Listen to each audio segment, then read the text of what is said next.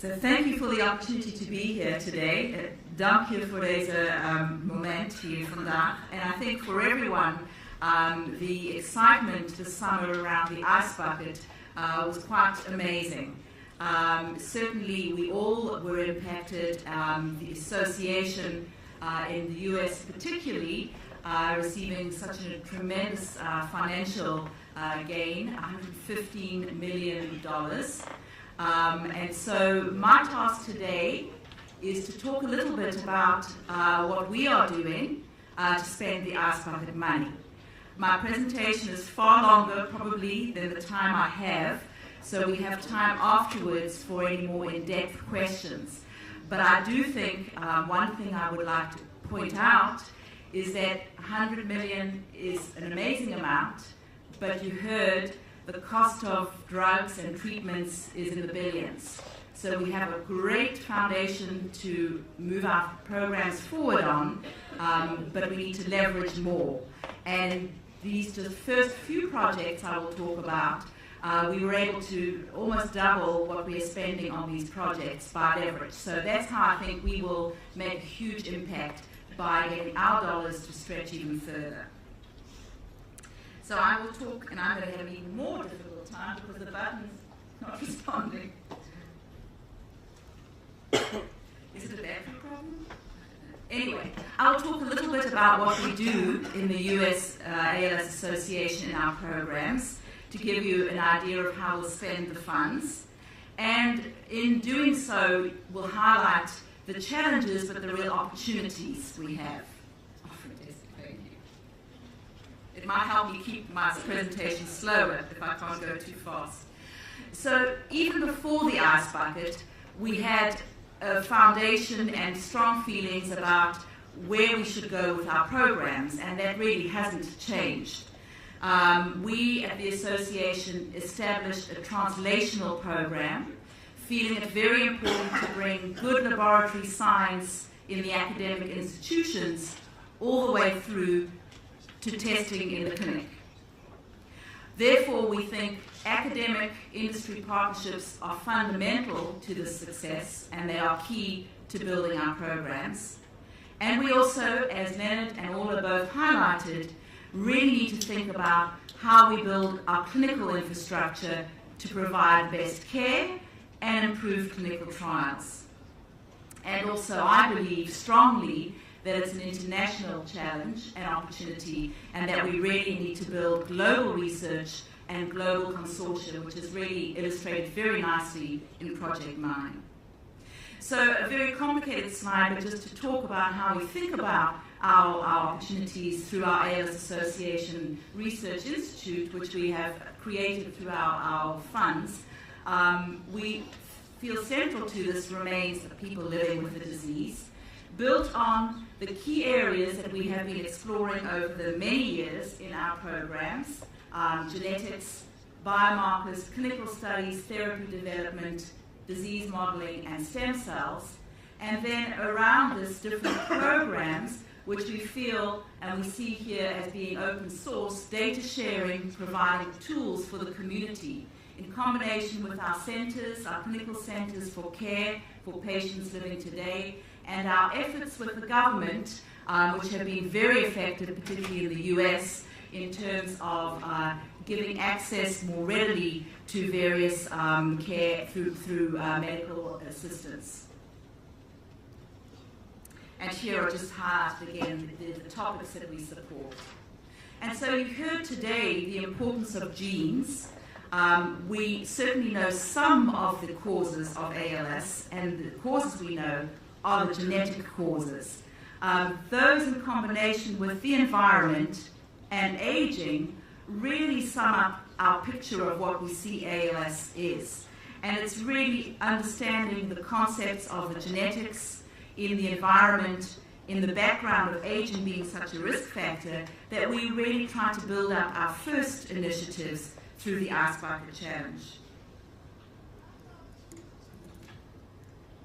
And this is really just to highlight again the genetics and the value that we have found over the years, with the first in 1993 of the SOD1 mutation, and a long gap actually until we found the next genes.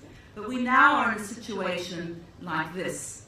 And to answer the question, are we just collecting and doing an exercise of collecting genes and getting more information through Project Mine?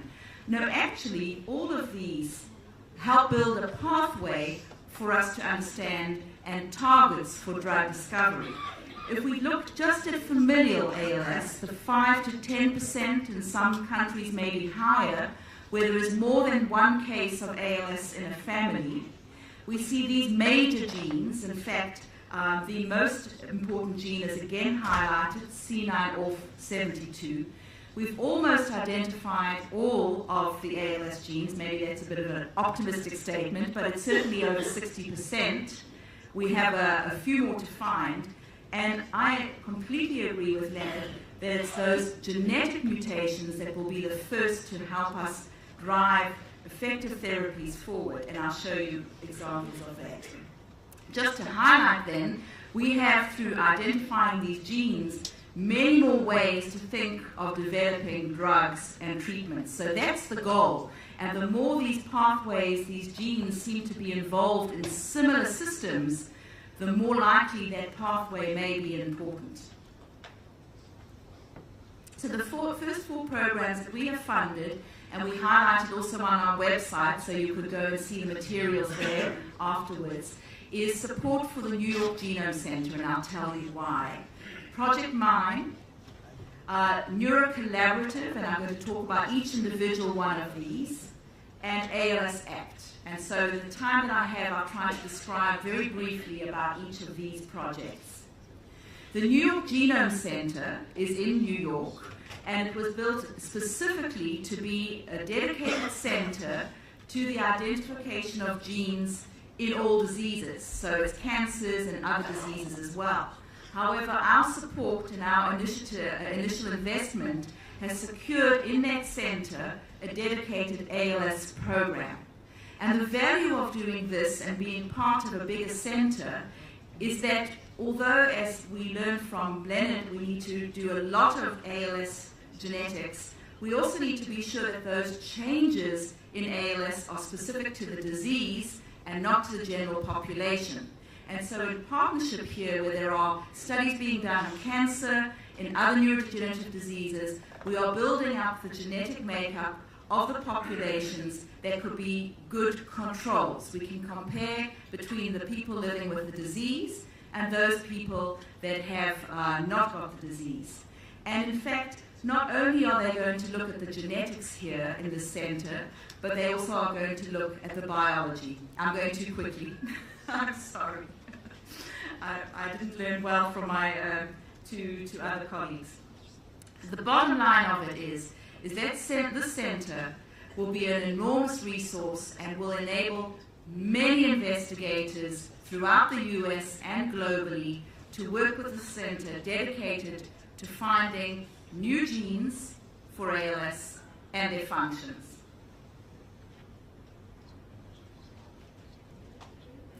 This is going to be easier for our translators. You've heard about this.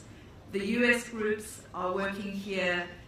This is John Landers and the clinician Jonathan Glass, who will be doing the efforts there. Again, 2 focused on genetics, 2 big studies focused on genetics and collaborating internationally, as we believe that these are going to be the clues for us for treatments. So the Neurocollaborative was really a big proposal on the table before the Ice Bucket funds came, and it was an exciting opportunity for 3 major groups in the US and specifically in California to focus on different approaches to find treatment for ALS. The first, Don Cleveland in the US at UCSD in San Diego, Steve Finkbeiner at UCSF, and Clive Svensson at Cedars-Sinai. Each of them have individually been very involved in therapy developments, and some I'll tell you about. And each together, there was an opportunity to move more expeditiously or faster to find a treatment for ALS. So this is then to focus in on the question of how do we get treatments and what do we need to do. And for ALS, it may not be the aspirin that is most effective. And so groups like those of Don Cleveland, together with companies, ISIS and Biogen, are developing an approach where you can stop the production of a gene product that we don't want, and I'll explain it with an image. The other is stem cell therapy, and that was mentioned, a very, very challenging therapeutic approach. We still have a long way to go, but we need to help move it forward in terms of another approach rather than just a drug. And finally, gene therapy, another approach to deliver a therapy, because one thing to remember, while we think we might not be finding the aspirin or one tablet 3 times a day type of therapy, is because in ALS we have the disease is really widespread, and also we have to overcome the blood-brain barrier, the access into the brain so that therapies get to where the nerve cells are. And so maybe different delivery systems will be more effective. And finally, I think another innovative approach, and we saw the cartoon of trying to individualize medicine, is using stem cells from people with the disease, complicated technology but quite commonplace now, and making those cells from people, the skin cells, into motor neurons, astrocytes, all the cells in the brain that we're trying to use. So very innovative technologies that are quite possibly going to be the kinds of treatments we might need for ALS. And this is just to show you antisense therapy because I think it importantly ties in to what both Drs. Hardeman and Vandenberg were saying. If you find genes, you can more cleverly be sure that your target is accurate, and then your drug is more likely to be successful. And that's why antisense, a technique that had never been used for brain diseases or neurological diseases, first used for ALS and actually gone all the way to the clinic, has been quite successful. And what it is that you have here your gene, and your gene is carrying a mutation. It's transcribed to form a protein that you don't want. But what you can do with antisense is get this sequence which will identify itself with the message from the gene and will break down that incorrect message that we don't want to prevent the protein from forming. So very simply put, for example, in SOD1, superoxide dismutase 1, there is a mutation which causes ALS. If we can just get rid of that protein carrying that mutation, we can just block the production, we think we can stop the disease. And that's the aim of antisense technology. So very excitingly, this gene that we heard about earlier, C9, accounts for many, many more cases of ALS, and this has a very unusual abnormality. All you have to recognize is that orange triangle. It's an expansion that is not normally in patients, and with antisense technology, we think we can block that, and that's the therapy under development at the moment at ISIS Pharmaceuticals in partnership with Biogen. And we hope that that could be in a clinical trial as early as the end of next year. Don't quote me, the company's not said that, but our sense is that it could be very, very soon. That's quite remarkable for a discovery made in genetic laboratories worldwide in 2011 to have a treatment within 5 years is unheard of, actually. It's not given that it will be done, but we think we can maybe do that. So that's just to emphasize the value of genetics, the importance of careful studies, and the interest of the industry. This is a complicated slide, but it has just one simple message. Gene therapy is a way to deliver something to where you want it. Just like stem cells might be a way to deliver, gene therapy is a virus that can carry with it something important that we want, but it no longer causes an infection. So it's able to traffic very cleverly through the cells or towards the cells of the brain. And why it's been a long time coming was for two reasons. Because a trial in a healthy individual caused death. It really also goes to the point that we are responsible to do careful trials, especially in stem cells, but in any trial. Because if that trial fails in a way that causes toxicity, it can block a field, and it did that in gene therapy for 5 to 10 years. The other reason why we can think about it now for ALS is because technology has improved, and I'm sorry, I'm just in the way here, but you just have to look down the side here and see that the vectors that were used previously and are most used in clinical trials would be useless for ALS. All you have to see here, this happens to be a brain and spinal cord of an animal model, of a mouse. You couldn't get, this is just to show you how the thing you want to get there travels. It didn't go to where we wanted it. And it's only because of developments in research to find new vectors, 9 and 10, that we can imagine it now for ALS. And I'll show a similar slide for the brain. Same story. So in the spinal cord in the brain, using this, we are more likely to get to where we want to.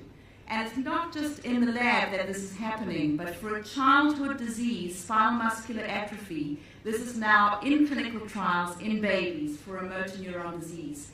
We don't know if it's going to work, but it's certainly, boy, I only got through about a third of my slides. I have 5 minutes. Okay. So I won't go faster, I promise, but I think what I will try and do, and these slides will be available to you if you would like to have them.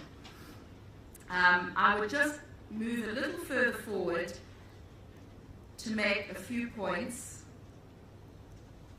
about another partnership that we're very excited about. This is really with a company, General Electric, and another foundation that matched our 10 million with another 10 million. And General Electric is a very strategic partner because they are really good in their health systems department in developing biomarkers, but imaging biomarkers. And you heard a lot about the importance of a biomarker, a clue that if the drug is getting to where it should, and it's getting there and having an effect, and we can measure that more quickly, our trials will be smaller, will be quicker, and we can more quickly get treatments and drugs to patients. So biomarker development is critical.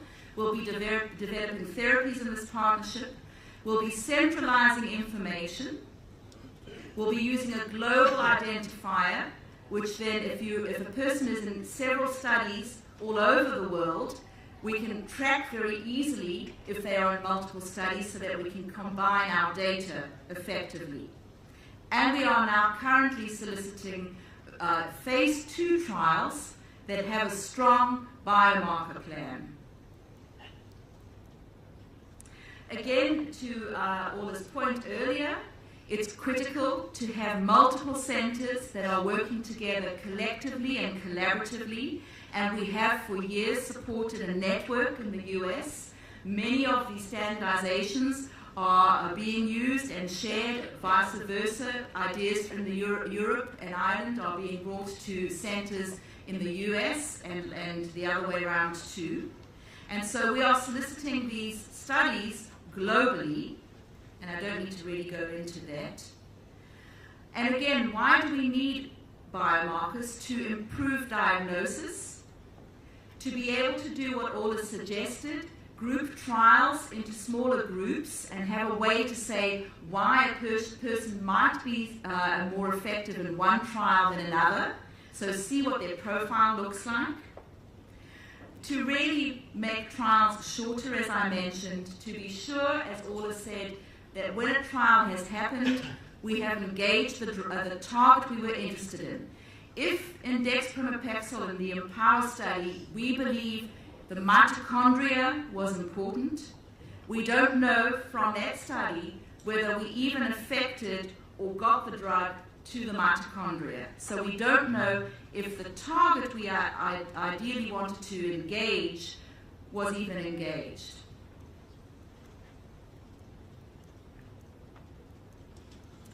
So finally, to say that there are many other plans in the pipeline. I don't have time to go through all of them, but to say that we feel strongly that we as an organization could set the stage for many initiatives, especially also drug discovery contracts where we work with our industry partners and have multiple approaches to find therapies, and then help feed a few of those that really look successful all the way to the clinic within 3 to 5 years. And so, just like we did for the antisense approach, which I explained in depth for SOD1, we were able to give the first initial money for that study. We were able to then drive it into the clinic. I believe we could do multiple of those approaches with the funds we have to help move it to the next stage, together with other funding partners, both the industry and other ALS organizations. We will certainly do many clinical studies for those people living with the disease today, and we will continue to feed the pipeline of new investigators. Next year there will be several strategic calls for the funds. And I only want to make one comment, my final comment, just to feed into also the discussion about the mice. The mice have actually been extremely valuable. I think to say that all the drugs failed while all in humans, whereas they succeeded in mice, I think was nicely clarified. In fact, the mice will remain an important tool, but it has to be kept in context that it's one of multiple tools to see if a drug approach is going to be effective. And one of the things that we are challenged by in drug discovery in general is that many things start in the pipeline, but most things fail. That's why it costs $1 billion to develop one therapy. We start with a very robust pipeline, but everything starts to fail. The mouse can be a very useful tool in combination with skin cells from patients that we then can make sure we have more individualized strategies. Zebrafish, yeast, all the different models have a place to play in combination, but carefully together with the human tissue. And so one of the things that's very exciting is that actually as technology changes to develop skin cells in a dish and get stem cells, so does technology change for the mouse model. And the only take-home message is we can do it faster. When I was sitting in the laboratory, it took me a year to develop the mouse that I needed. We can do these mouse models in about 2 months. And more importantly, we can at the association be a partner to build those mouse models so that the investigators don't all have to build them 10 times over all over the world. That we can actually make 1 or 2 mouse models of the genes we identify from Project Mine and really test whether you get the disease. And then become a tool as part of a toolkit to make the discoveries. And so there are many challenges for drug discovery, which I think I highlighted. There are many opportunities that we can as an organization in partnership with others do. And we can bridge that gap, that valley of death where all these things are failing by putting in place many better tools, better biomarkers, and seed funding many academic industry partnerships to help move things forward. This is just a small collection of the companies now, I'm sure I've left many out of this, who do have interest in ALS and who do have programs in ALS. And I think this is a very exciting place to be. We couldn't have had that slide up the 5 years ago that Leonard talked about. And that's one of the reasons why the field has changed. Yes, we have suffered from the Biogen trial that failed, but I think we have so many opportunities and so many better ways of doing things as a community that I think there's great hope for us to find meaningful treatments. And it's the investigators, both young and more seasoned, that are going to make the difference as well worldwide. And I'm sorry that it was so much to cover, and I haven't had the experience of translating it into 3 languages, so I hope at least some of it has been helpful for you today. But I'm here afterwards and happy to answer questions now.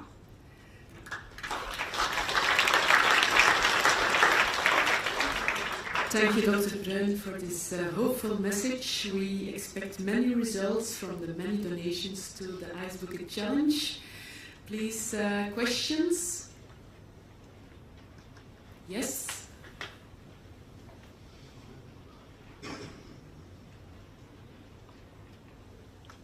Thank you very much. I'm Kathy from Indiana, and I'm going to kind of ask both a question that related to the last session and this one. Because you talked about the global identifier for patients, which I think is awesome news. Dr. Vandenberg also talked to us about control groups. Are you using the GUID and the controls so that perhaps you can pull control groups or do some bigger, better things with your control groups?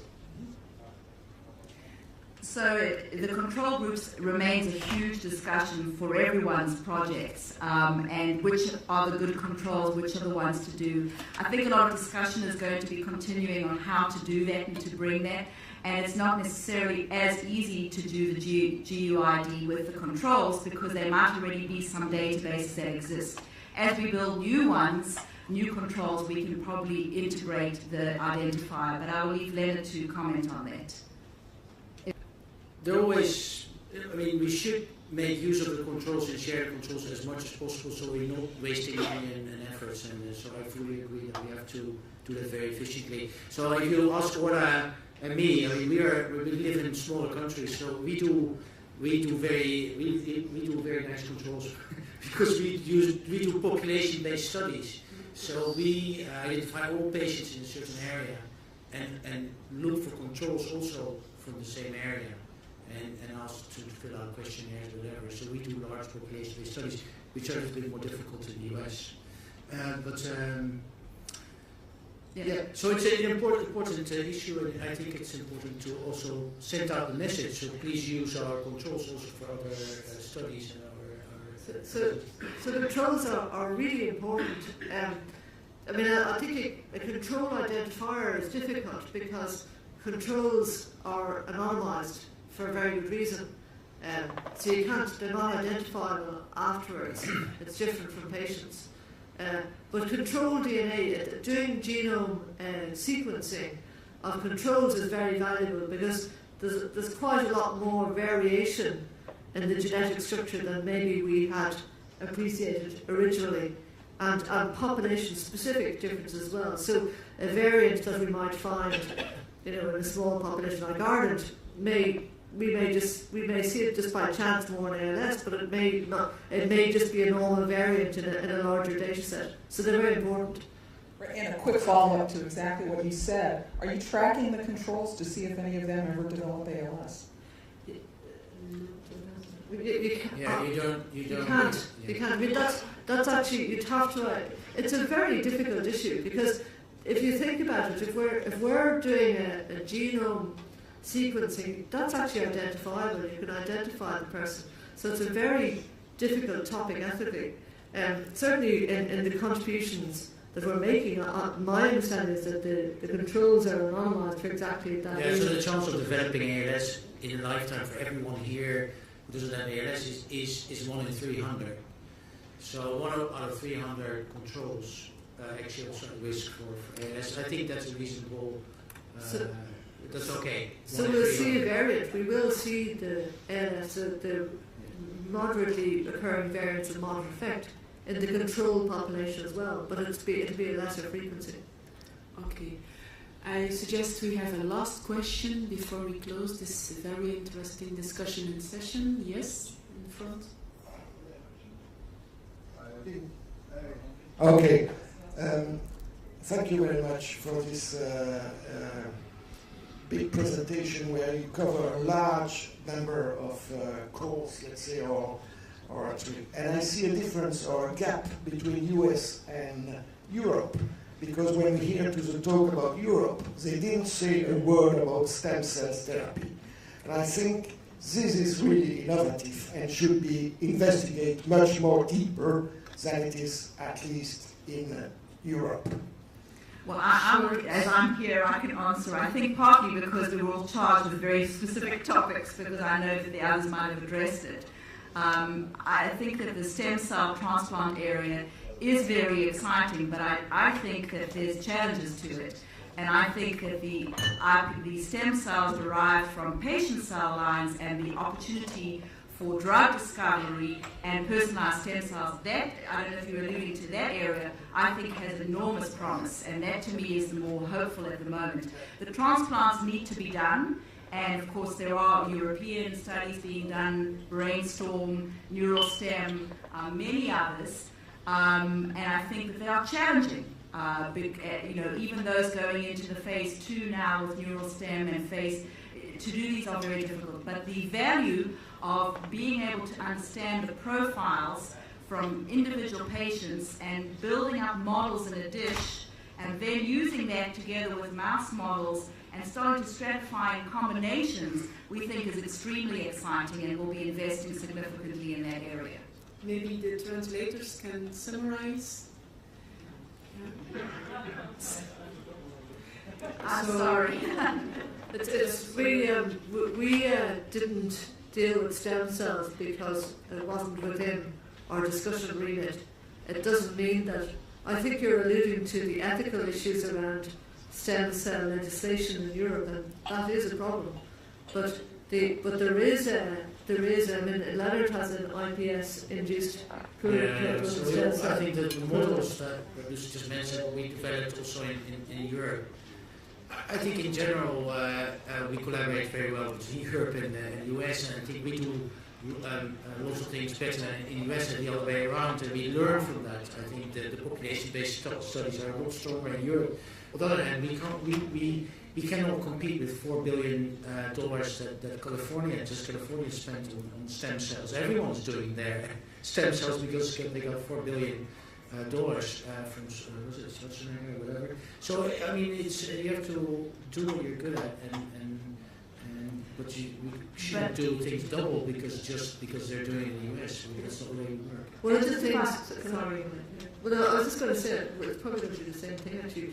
One of the things that I've been around for 20 years in ALS research or longer, much older than Lucy, and you wouldn't know that I'm much older than Leonard as well. What? But one of the things that's really exciting in ALS research is the degree of international collaboration. And ALSA is very generous in funding worldwide research. They just don't just fund research in the US, they fund research worldwide. And Lucy is I suppose, an example of the new generation in collaboration, in inviting those of us working in Europe to the US. And some of your Milton Sandwich scholars are European. So there's a great deal more cross oceans collaboration. There are strong research groups in China and Japan and Australia as well. And so it genuinely is a global, and the Alliance is an example of that. We're a global community, and we are working together, I think, for the first time really globally, and I think that's really exciting, and that will have an effect in moving the field forward much more quickly than working in silos where we had been maybe 20 or 30 years ago. You probably would. My only comment to make is that I didn't have time to talk about it, but we are building in California as one of the groups. Klaus Svensson is going to build an IPS core, but his advisors are global advisors, and Siddharth and Chandra will be coming to a brainstorming meeting to help design it so that we can actually build links with our IPS core globally. So I think that there is a lot of synergy and a lot of opportunity to move things forward.